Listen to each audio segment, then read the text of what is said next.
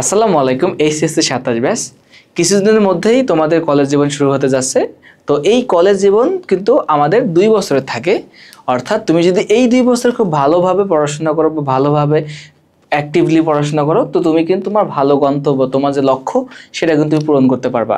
তো এই 2 বছর জার্নি যার যত বেশি স্মুথ হবে, যে যত ভালোভাবে কনসিস্টেন্টলি ফলো করবে, গাইডলাইন মোতাবেক চলবে, তার কিন্তু লক্ষ্য পৌঁছানোর সম্ভাবনা সব থেকে বেশি। তো এই 2 বছর তুমি কি কি করবা, কি কি প্রবলেম ফেস করতে পারো, কি কি সমস্যা তুমি পড়তে পারো, কি কি কাজ করলে তুমি এই সমস্যাগুলো পরিত্রাণ পাবা, তো এই ভিডিওর মাধ্যমে তোমাকে আমি সেই বিষয়ে একটা পূর্ণাঙ্গ গাইডলাইন দেওয়ার চেষ্টা করব। তো যারা এইচএসসি 27 তোমাদের জন্য কিন্তু এই ভিডিওটা যথেষ্ট হেল্পফুল হবে। ঠিক আছে, তো এখন তুমি যদি কলেজ জীবনে বা কলেজ লাইফে পা দিতেছো, তো তোমাদের জন্য এই ভিডিওটা যথেষ্ট হেল্পফুল। ঠিক আছে, তাহলে আমরা মূল ভিডিওতে চলে যাই। তো আমার পরিচয় যারা তোমরা জানো না, তো আমার নাম হচ্ছে মোহাম্মদ লায়ন ইসলাম। বর্তমানে পড়াশোনা করতেছি বুয়েটে, আর আমার কলেজ হলো নটরডেম কলেজ। তো আমি আমার কলেজ লাইফে যে জিনিসগুলো খুব বেশি প্রবলেম ফেস করছিলাম বা বেশি ইফেক্টিভ মনে হয়েছিল, সেই টিপসগুলো তোমাদের সাথে আমি শেয়ার করব। ঠিক আছে, তো তাহলে শুরু করি। দেখো, প্রথমত যে তোমার কাজ, বর্তমানে তোমাদের কিন্তু কলেজ চয়েস, তুমি কলেজ চুজ করবা, তারপর ভিত্তি করে বেশ কয়েকটা প্রবলেম ফেস করতে পারো। তো আমি তোমাদের জন্য যেটা টাইম কনভিনিয়েন্ট হবে সেই বিষয়গুলো তোমাদেরকে আমি তুলে ধরার চেষ্টা করব।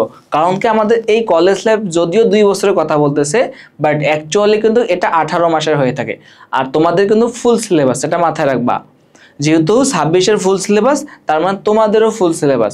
তো কখনো এটা মাথায় রাখো না যে শর্ট সিলেবাস আসবে, বাট সময় কিন্তু ঠিক 18 মাসে, তুমি 18 মাসে পাবা। এই 18 মাসের মধ্যে পরিপূর্ণভাবে পূর্ণাঙ্গ রূপে তোমাকে কিন্তু ফুল সিলেবাস শেষ করতে হবে। তো একটু চাপ বেশি কিন্তু, তাই না? তো সেজন্য আমাদের টাইম সেভিংস সম্পর্কে খুব ভালো একটা আইডিয়া নেওয়া লাগবে। তো এই ক্ষেত্রে কলেজ চয়েস, তো এখানে কলেজ চয়েসের ক্ষেত্রে তোমাকে 2টা বিষয় মাথায় রাখতে হবে। কিরকম? তো অনেকের লক্ষ্য থাকে যে আমার বাসার আশেপাশে কলেজে ভর্তি হব, অথবা আমি বাইরে কোনো কলেজে ভর্তি হব। তো যেখানেই ভর্তি হও না কেন, সেটা তোমার একান্ত ব্যক্তিগত বিষয়। ঠিক আছে, তো তোমাকে যে কলেজটা বেশি ফ্যাসিনেটেড করতেছে বা বেশি ভালো লাগতেছে, তুমি সেই কলেজে পড়ো, কোনো অসুবিধা নেই। বাট এখানে মেইন কোয়েশ্চেন, যে কোন কলেজটা আমার জন্য পারফেক্ট হবে। তুমি যে কোনো একটা কলেজ চুজ করো, কোনো অসুবিধা নেই, কিন্তু মাথায় রাখবা যে তোমার এই কলেজের থেকে, এই কলেজে চুজ করছো না কেন, সেই কলেজ থেকে তোমার যাতে বাসার দূরত্ব, বাসা থেকে 3 থেকে 5 মিনিটের রাস্তা হয়।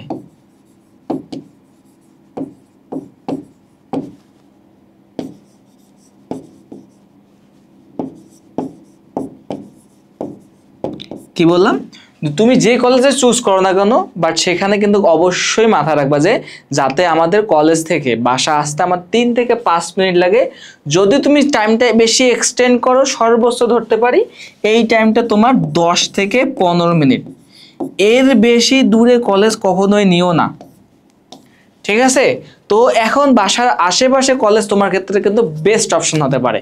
ঠিক আছে, যারা মনে করো বাইরে কোনো কলেজ নেবা, চেষ্টা করবা যে কলেজের আশেপাশে 5 থেকে 6 মিনিট বা 10-15 মিনিটের মধ্যে আমি কলেজে পৌঁছাইতে পারবো, এমন একটা জায়গায় তুমি তোমার হোস্টেল বা মেস ঠিক করো। ঠিক আছে, কলেজ আছে তোমার এক মাথায়, তুমি ঠিক করছো আধা ঘন্টা আসতে লাগে, এরকম কিন্তু দূরত্বে কলেজ নিলে তোমার জন্য টাইমটা কিন্তু অনেক নষ্ট হচ্ছে। তুমি ভাবো, এখানে তোমার যদি আধা ঘন্টা বা 1 ঘন্টা করে প্রতিদিন নষ্ট হয়, তো তোমার সপ্তাহে ক্লাস হচ্ছে কত ঘন্টা বলতো? সপ্তাহে ক্লাস হয় 6 দিন। তুমি 6 দিনে কতদিন নষ্ট করতেছো? 6 ঘন্টা তোমার যাচ্ছে কিন্তু। হিসাব করে দেখছো, যেটা কিন্তু অলমোস্ট একদিন তুমি যে একটা ভালো আইডিয়াল স্টুডেন্ট পড়াশোনা করে তার সমতুল্য সময় তোমার কিন্তু সপ্তাহে নষ্ট হয়েছে। তো এইরকম সপ্তাহ আছে কতটা বলতো? 104টা সপ্তাহ। ভাবা যায় তোমার কত টাইম নষ্ট হয়ে যাচ্ছে। তো এই টাইমটা তোমাকে বাঁচাইতে হবে ঠিক এইভাবে, কলেজ চয়েসের মাধ্যমে, যে কলেজটা এমনভাবে চুজ করব আমরা যাতে তার আশেপাশে আমি 4-5 মিনিট বা 10 থেকে 15 মিনিটের সর্বোচ্চ কথা বলছি কিন্তু এখানে, মাথায় রাখবা কিন্তু। তো অলওয়েজ চেষ্টা করবা এই 3 থেকে 5 মিনিট দূরত্বে কোনো একটা কলেজকে তুমি চুজ করবা তোমার জন্য। ঠিক আছে, দ্বিতীয় যে কোশ্চেনটা তোমার পয়েন্টটা এখানে আসতে পারে, যে কলেজ চয়েসের ক্ষেত্রে যে এমন কলেজ চুজ করবা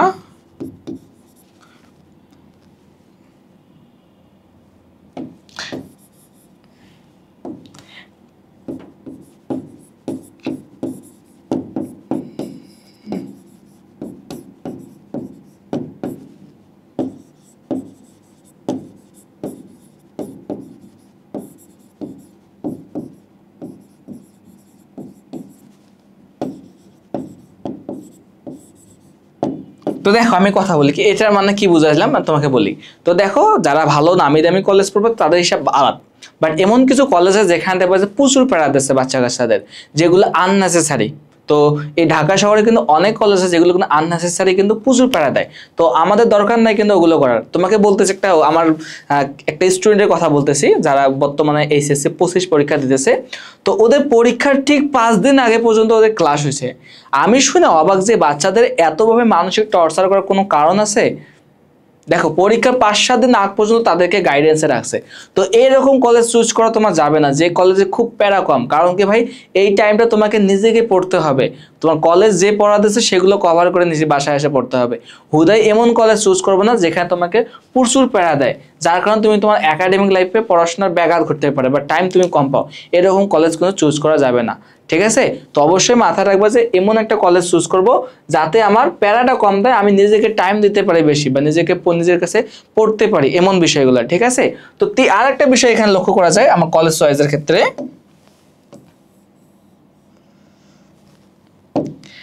তো আমাদের দেখতে হবে যে টাইম কনভিনিয়েন্ট।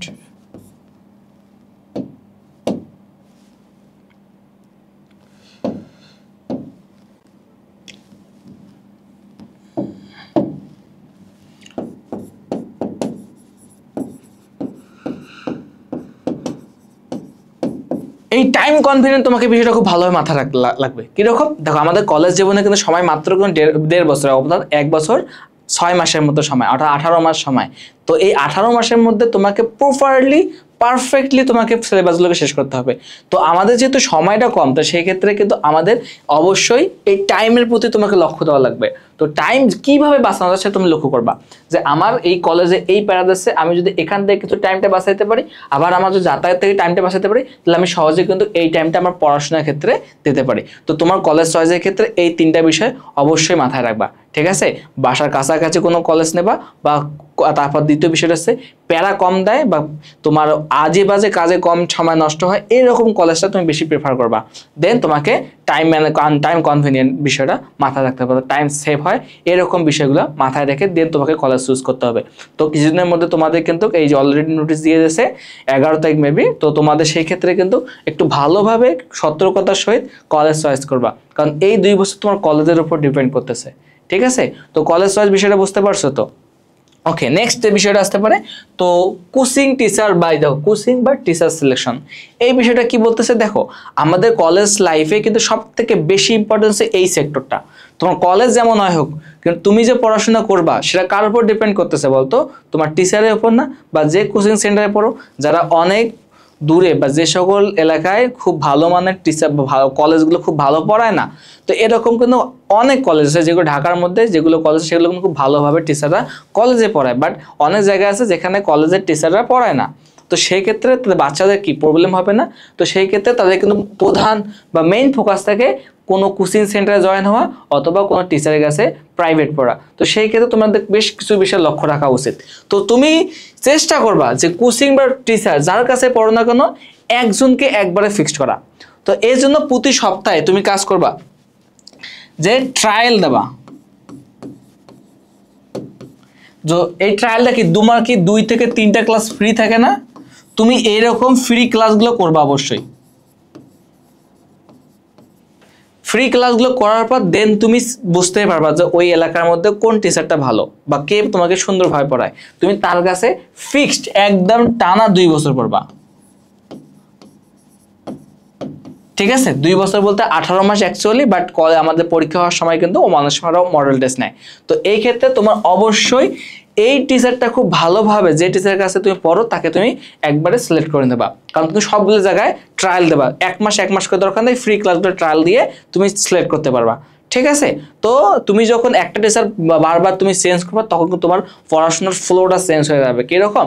এক টিচার এক একভাবে পড়াচ্ছে, এক একটা চ্যাপ্টার এক একভাবে শেষ করতেছে, এক একজন এক একটা কলেজকে ফোকাস রেখে পড়াশোনা করাইতেছে। সেক্ষেত্রে তোমার কিন্তু প্যারা হয়ে যাবে যখন তুমি ক্লাসটা একটা টিচার চেঞ্জ করে অন্য কোনো টিচারকে তুমি পড়বা, অন্য কোনো টিচারের কাছে পড়তেছো। তো সেক্ষেত্রে তোমার কিন্তু একটু হলে প্রবলেম হবে। তো তুমি যদি একবারে এক টিচারের কাছে পড়া শুরু করে দাও তাহলে তোমার কিন্তু এই প্রবলেমটা হবে না। তো এই জন্য আগেই তোমার মূল কাজ হচ্ছে যে তোমাকে আগে এই টিচার কে ভালো পড়ায় এটা আগে তোমাকে যাচাই করে নেওয়া। তো এখন মনে করো সাপোজ এখানে দুই ধরনের বিষয় থাকতে পারে টিচার সিলেকশনের ক্ষেত্রে বা অনলাইনে পড়াশোনা করার ক্ষেত্রে। একটা হচ্ছে অনলাইন আর একটা হচ্ছে কি বলতো অফলাইন। তো দেখো তোমার কাছে যদি অপশন থাকে যে অফলাইনে ভালো টিচার আছে, কি বললাম, তোমার কাছে যদি অপশন থাকে অফলাইনে ভালো কোনো টিচার আছে তাহলে এটা আগে বেশি প্রেফার করবা, ঠিক আছে? যদি অপশন থাকে, যদি ভালো টিচার থাকে।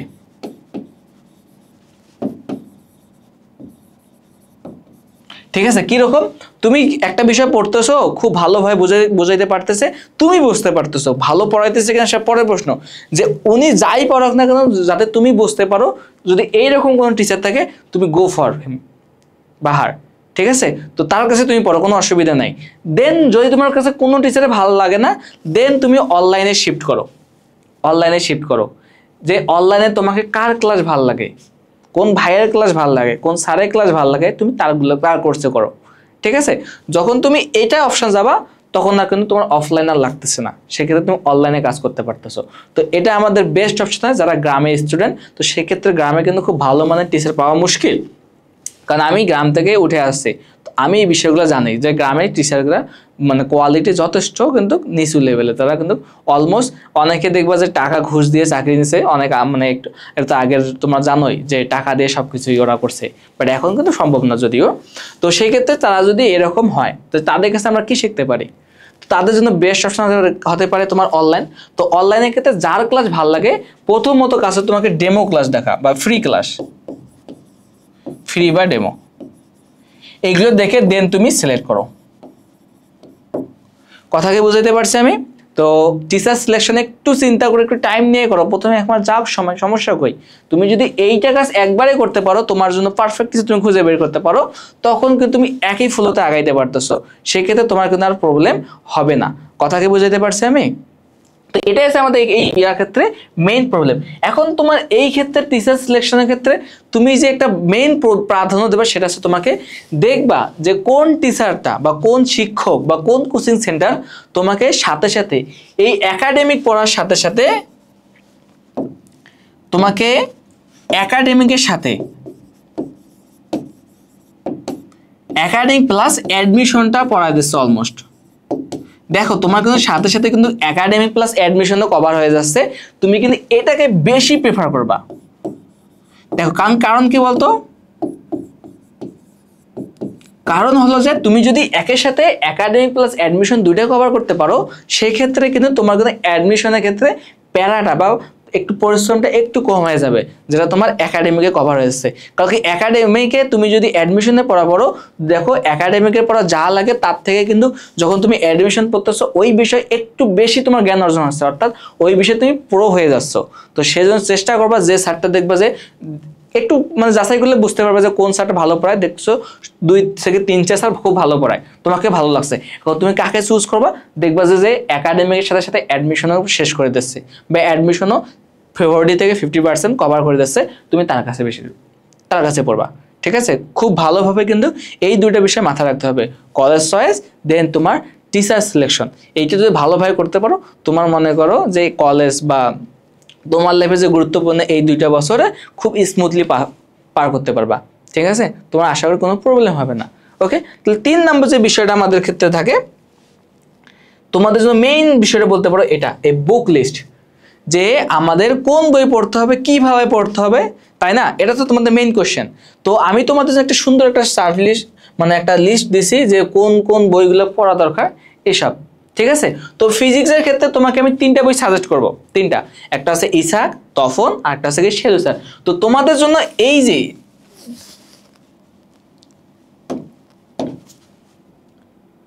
তোমাদের জন্য ইসাক আর তফন, ফিজিক্সের ক্ষেত্রে ইসাক স্যার বেশি ইম্পর্টেন্ট, তো এটা আছে ডাবল স্টার, আর তপন হচ্ছে কম ইম্পর্টেন্ট। কেন বলতেছি, যারা মেডিকেল অ্যাসপিরেন্ট আসো তো তাদের ক্ষেত্রে কিন্তু হুবাহু যে কোয়েশ্চেনগুলো হয় সব ইসাক স্যারের বই থেকে কোয়েশ্চেনগুলো করে।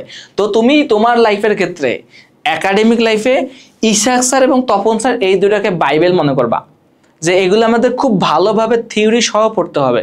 ঠিক আছে, একটা লাইনও বাদ দেওয়া যাবে না।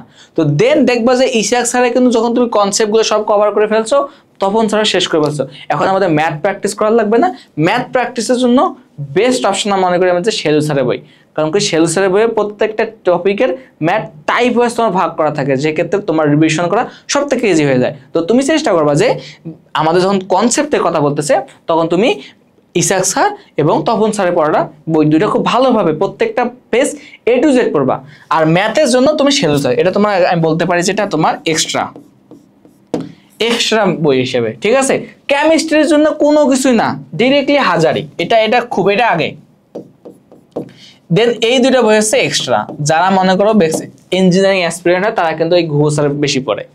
তো সেক্ষেত্রে আমি নিজেও কথা বলি, তো আমি ঘোষ স্যার পড়ছিলাম, প্রথমের দিকে পড়ছিলাম, তো শেষের দিকে পড়ার দরকার হয় না, কারণ কি হাজারিতে সবকিছু কভার। কারণ কি প্রত্যেকটা অ্যাডমিশন টেস্টের কথা বলি, সব জায়গা থেকে হাজারি স্যারের বইটা বেশি প্রেফার করে। তো চেষ্টা করবা শুধু একটা বই পড়ো, কোনো অসুবিধা নেই, এই ধরনের না পড়লেও অসুবিধা নাই। তো তোমার জন্য মেইন বাইবেল হবে তোমার হাজারি, একটা ওয়ার্ডও বাদ দেওয়া যাবে না, প্রত্যেকটা লাইন প্রত্যেকটা ওয়ার্ড তোমাকে মাথার মধ্যে রাখতে হবে। তো এই কাজটা তুমি ভালোভাবে, তুমি যদি একাডেমিক লাইফ থেকে একটা বইয়ের উপর বেশি ফোকাস করো, তোমার কিন্তু বেশি তুমি টাইম পেয়ে যাচ্ছ না। তো 1000টা বই দরকার নাই, ফিজিক্সের জন্য 2টা লাগে, কিন্তু ফিজিক্সের জন্য মিনিমাম 2টা বই লাগেই, কারণ তুমি একটা বই এক একভাবে লেখা থাকে। তো কনসেপ্টের জন্য এই 2টা বই অবশ্যই ফলো করবা।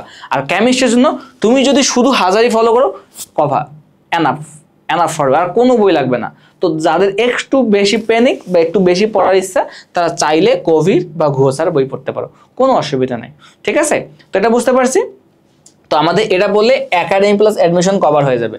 ওকে, তো দেন আমাদের যে মেইন বিষয়টা হায়ার ম্যাথ বই বা ম্যাথ বই কিভাবে কোন বইটা নেব। তো বাংলাদেশের প্রেক্ষাপটে অনেকগুলো বই আছে, তো ওভারঅল যে বইটা বেশি প্রেফার হয় তো সেটা হচ্ছে তোমার রূপন্তী প্রকাশনী। আর দেন আছে এসইউটা হচ্ছে আমাদের নটরডেম কলেজে পড়ায়। তো দেখো এই দুইটা বই কেন বেশি পড়াচ্ছে বলতেছি তোমার। দেখো রূপন্তী বই এবং এসইউ আহমেদ স্যারের যে বই দুটো আছে, এই দুটো বইয়ের মধ্যে বোর্ডকে ফোকাস করে বেশ কিছু ম্যাথ শুধু টাইপ ওয়াইজ 1-2টা করে দিয়েছে। এসইউটাতে সেক্ষেত্রে একটু বেশি ভালো, যাদের ফোকাস মেডিকেলের জন্য এসইউ মাস্ট, এসইউ পড়বা, অন্য কোনো বই না পড়লে হবে। মেডিকেল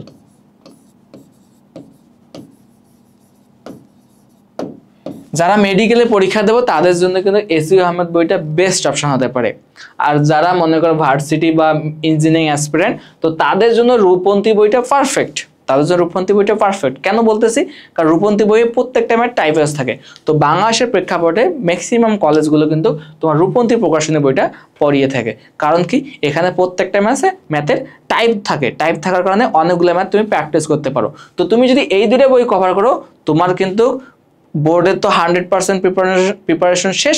দেন তুমি কি করতে পারতেছো বলতো, দেন তোমার যে অ্যাডমিশনের কথা বলি, যে বুয়েটের পরীক্ষা দেবা বা বিভিন্ন ইঞ্জিনিয়ারিং এর পরীক্ষা দেবা ইঞ্জিনিয়ারিং ভার্সিটিগুলোতে, সেই ক্ষেত্রে দেখবো তোমার 80% কভার হয়ে গেছে। তো 3 নম্বর যে বইটা আছে এটা বলতে পারো তোমার এক্সট্রা, ঠিক আছে। এই বইটা কাদের জন্য, শুধু ইঞ্জিনিয়ারিং অ্যাসপিরেন্টের জন্য।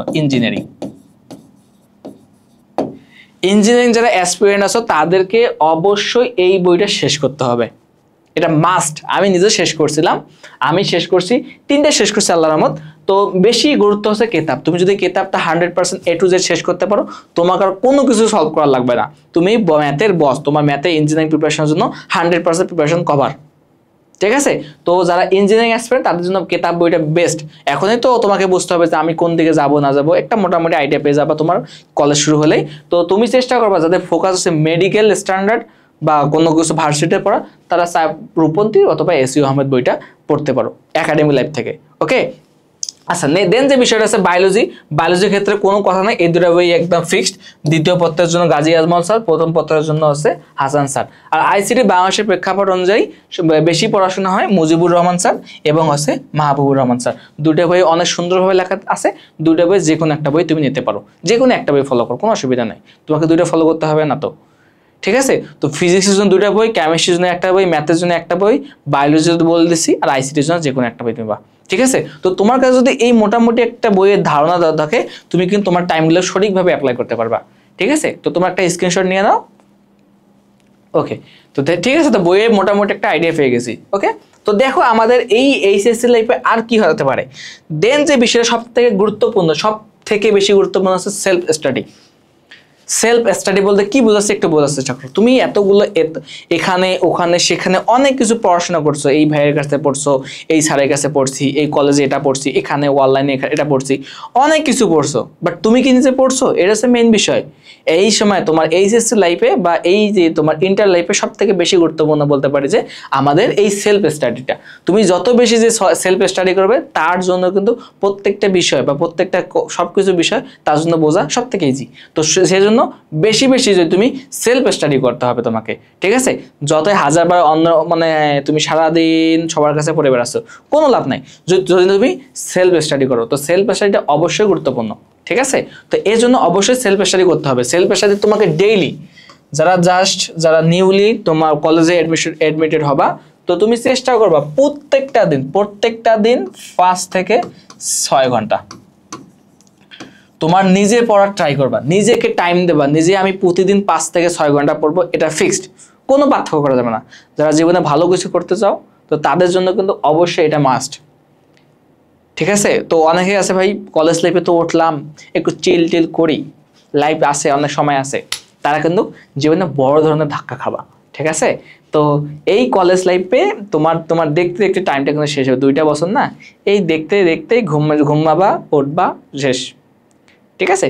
তো অবশ্যই চেষ্টা করবা, যারা ইচ্ছা পাই তোমাদের জোর করতেছি না, যাদের ইচ্ছা ভালো কিছু করবে ভবিষ্যতে তাদের জন্য অবশ্যই ডেইলি 5 থেকে 6 ঘন্টা করে পড়তে হবে, ডেইলি, কোনো এটার কোনো মিস নাই, ঠিক আছে? তো এই 5 থেকে 6 ঘন্টার মধ্যে তুমি কি করতে পারো? দেখো প্রথম যে কাজটা করতে পারি, দেখো আমি কিভাবে রিভিশন দেবো, তাই না? আমি তো বাসায় তো অনেক টিউশন করে আসলাম এখানে ওখানে সেখানে, তো সেই ক্ষেত্রে তুমি চেষ্টা করবা যে যা পড়ে আসলাম, যা পড়ছি সেগুলো আগে লেকচার নোটটা পড়বা। লেকচার নোট, এই যে বাসায় যে পড়তো সেলফ স্টাডি কিভাবে করবা, প্রথমত কাজ তোমাকে লেকচার নোটটা রিভিশন দেবা, লেকচার নোট রিভিশন, ঠিক আছে? লেকচার নোটটা রিভিশন দেবা, দেন তুমি মেইন বুকে হাত দেবা, ঠিক আছে? মেইন বুক রিডিং,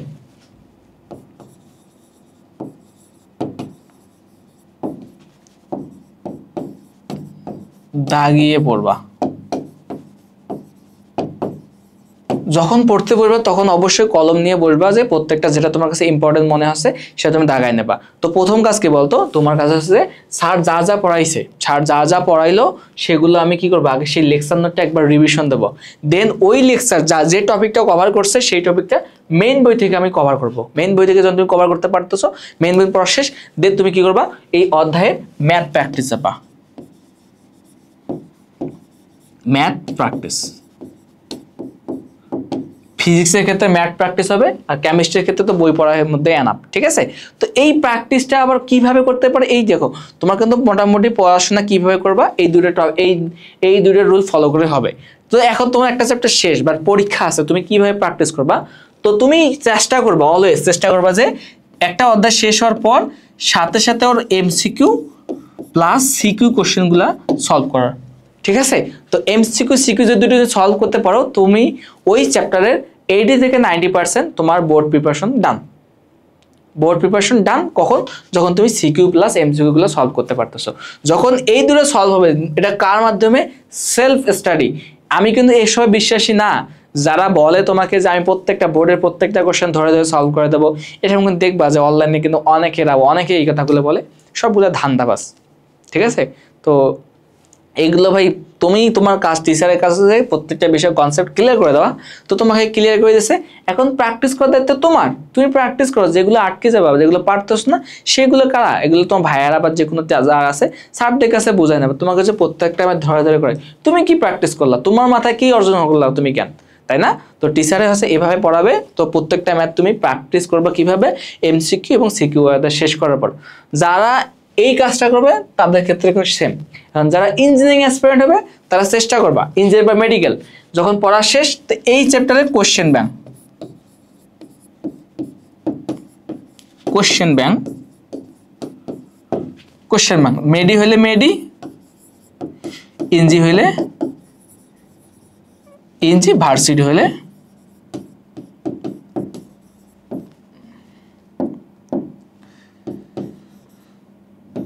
ঠিক আছে?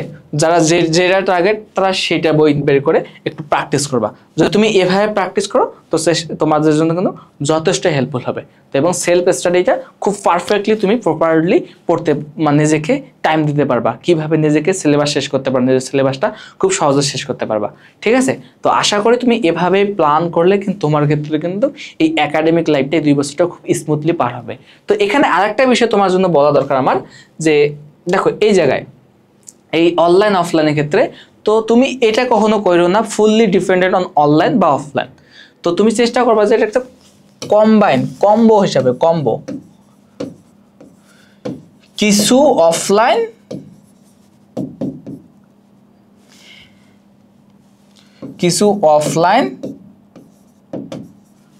কিছু অনলাইন, সবগুলো অফলাইন পড়তে পারলে তো বেটার। বাট তোমার যদি সবগুলো অনলাইনে হয় তাহলে সেক্ষেত্রে কিন্তু ডিস্ট্রাকশনটা সব থেকে বেশি হয়। একটা মানুষের কিন্তু অতক্ষণ মাথায় থাকতে পারে না কোনো একটা বিষয়ে কনসেন্ট্রেশন ধরে রাখতে পারে না, মোবাইলের দিকে তাকিয়ে থাকতে। তুমি দেখো, তুমি কোনো একটা মুভি বা কোনো কিছু দেখতে থাকলে তোমার কিন্তু অটোমেটিক্যালি কিন্তু একটু একসময় খারাপ লাগার চেষ্টা করে। তো চেষ্টা করবা কিছু ব্রেক দিয়ে হয় অফলাইন কিছু, ঠিক আছে? তো এইভাবে পড়ার চেষ্টা করবা, অফলাইন এবং অনলাইন দুইটা একটু কম্বো করে পড়ার চেষ্টা করবা, দুইটাকে একটাতে ফুললি ডিপেন্ডেন্ট হওয়া যাবে না। তো এভাবে কিন্তু পড়াশোনা করতে হবে তোমার এই একাডেমিকের এই কয়েকটা মাস। যদি তুমি এভাবে পড়ো তাহলে আশা করি তোমার জন্য খুবই যথেষ্ট হেল্পফুল হবে তোমার এই যে কলেজ লাইফটা, এই 2 বছর লাইফ। তো সবার জন্য অনেক শুভকামনা রইল। তো সবার কলেজ জীবন অনেক সুন্দরভাবে যাক। তো আরও যদি কোনো কলেজ বিষয়ে কোনো প্রবলেম থাকে তাহলে আমাকে তোমরা নক দিও, আমি ইনশাল্লাহ প্রত্যেকটা বিষয় তোমাদের আমার যতটুকু জানা আছে তার পরিপ্রেক্ষিতে তোমাদের আমি অ্যান্সার দেওয়ার চেষ্টা করবো ইনশাল্লাহ। তো সবাইকে অনেক ধন্যবাদ। ভিডিওটা ভালো লাগলে অবশ্যই লাইক, কমেন্ট এবং শেয়ার করবা। তো আজকে এই পর্যন্তই, ভালো থাকো, আল্লাহ হাফেজ, আসসালামু আলাইকুম।